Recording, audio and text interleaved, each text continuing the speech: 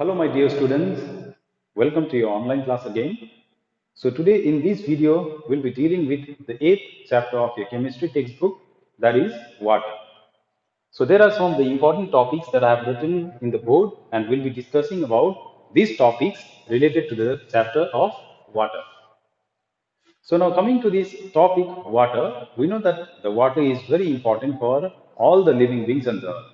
Without water, the life on earth would not have been possible. Even the earth also, it consists of almost around 75% of the earth is covered with water, and even the human being, the blood of the human being, almost 90% of the blood contained is a water. So that's why water is very important for the sustaining of the life on the earth. So now coming to the first topic, the sources of water. Now we know that water is very important, but where do we obtain this water from? So generally, there are two sources of water. They are known as the surface water and the groundwater. So the surface water are those water which are available on the surface of the earth. For example, we have the streams, ponds, lake, oceans, seas. Okay, so all this water which are available on the surface of the earth is known as surface water. And another water which is known as a groundwater is also known as a subsoil. Okay, so it's also known as a subsoil water. So these are the water which are hidden beneath the earth's surface. Okay, this kind of water is usually obtained by digging a well or a tube well on the surface of the earth.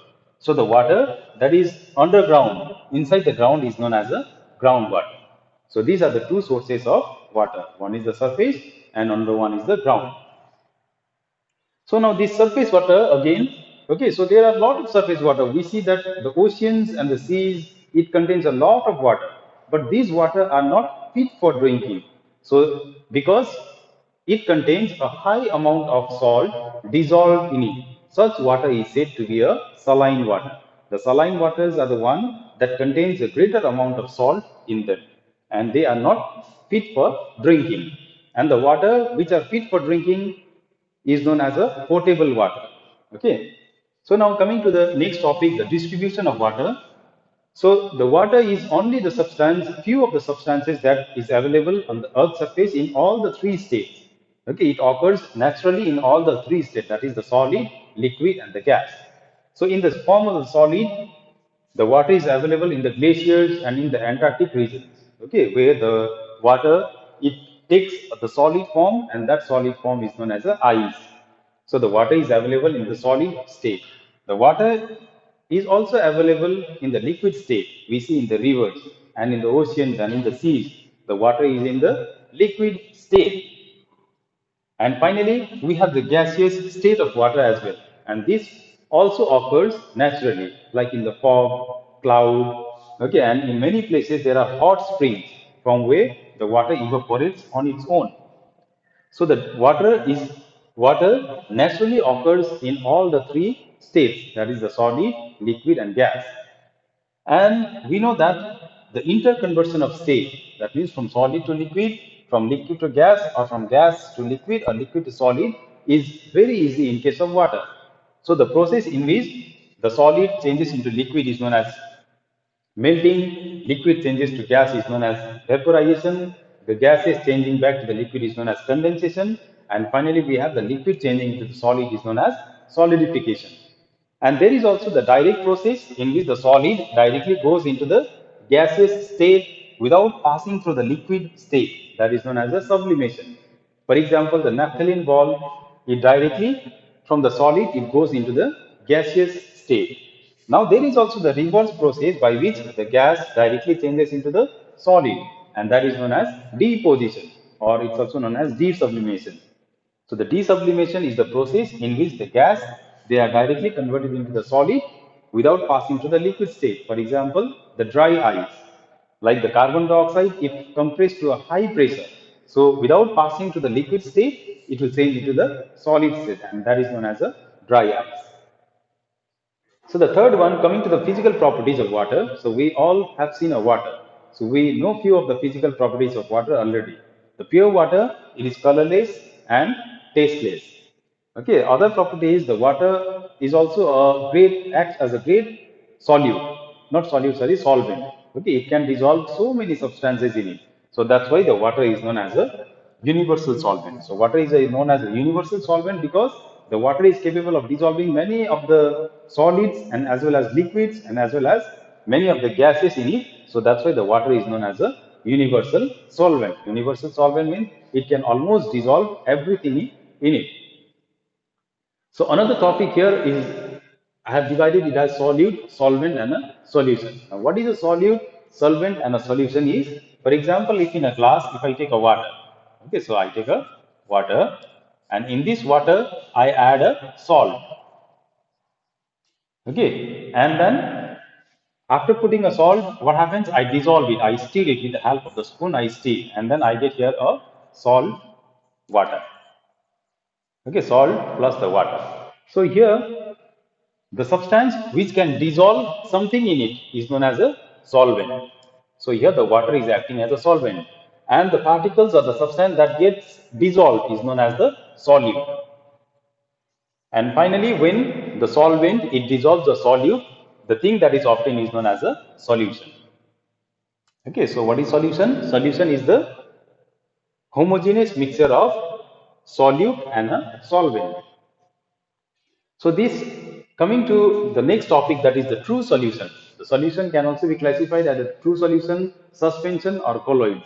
So the true solutions are the one in which the size of the solute particle is very small, where the size of the solute particle is almost 10 to the power minus 10 meter. That means it will be homogeneous. Like if you see, if you like in a water, if you add a salt and stir it, and if you see, will you be able to see a salt particle? Obviously no, because the size of that salt would have been a very smaller, that is 10 to the power minus 10 meters. So it's almost invisible. Now coming to the next one, which is known as a suspension. In this, what happens? The size of the solute particle is quite larger, of the order 10 to the power minus 7 meters. And the third one is the colloids. Okay, so the colloids are the solution in which the size of the solute it ranges from 10 to the power minus 7 to 10 to the power 10. That means the colloid lies between that of the true solution and the suspension. So another topic we have here is the Brownian motion. So the Brownian motion means it is the zigzag motion of the particle is known as a Brownian motion.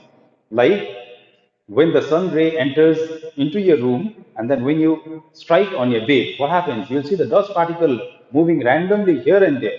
So that random motion or the zigzag motion of the particle is known as a Brownian motion. Okay, it is known as a Brownian motion because the Brownian is the name of the person who discovered this kind of motion. Now another we have is the saturated, unsaturated and a supersaturated solution. So to understand this, we come back to this diagram again. So what do? We take a water and then we add 1 spoon of salt in it and then stir it. Will it be able to dissolve? Obviously, yes. Okay, so any solution that can dissolve more amount of solute is known as a unsaturated solution. Okay, so unsaturated is the one which can dissolve more amount of solute in it. Now you go on adding a salt, okay, and finally a stage will reach when you will add a salt, you'll stir it, but we'll see that the water will not be able to absorb or dissolve that salt. Then it is said to be a saturated solution. So the saturated solution is the one which cannot dissolve more amount of solute in it. So after that, what we do? We take this mixture or saturated solution and then we heat it. On heating, we see that it is capable of dissolving or some more solute in it.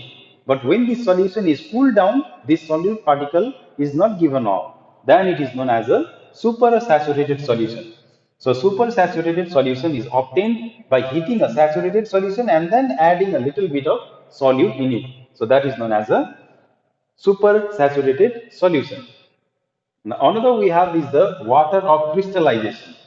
So, what is the water of crystallization? So, it is seen that during the formation of crystals, now crystal means it's nothing so complicated. A sugar is also a crystal, a salt is also a crystal. So, whenever those crystals are formed, a little amount of water is always required in them, or a little amount of water always occurs in them, and that amount of water is known as water of crystallization. For example, if you take a copper sulfate crystal which is bluish in color. Okay, so the formula is written as CuSO4 dot 5 H2O. Okay, so after this dot, here I have 5 H2O. That means one molecule of copper sulfate, it contains 5 molecules of water, and this portion is known as the water of crystallization. So simply the water of crystallization is the amount of water utilized in the formation of crystals. Now coming to the last topic, hard water and the soft water. So the basic difference between the hard water and soft water is the hard water is the one which does not form or lather with the soap, and the soft water is the one which forms a lather with the soap. Now it is because of some of the chemical compositions of the water or some of the impurities present in the water, which you will learn in details in your class 9 when you go to class 9. And there are some of the advantages and disadvantages of hard water and soft water as well, which is clearly mentioned in your book. So please go through those points. And if you still have any queries regarding this chapter, you are always free to ask me in my WhatsApp number. Thank you.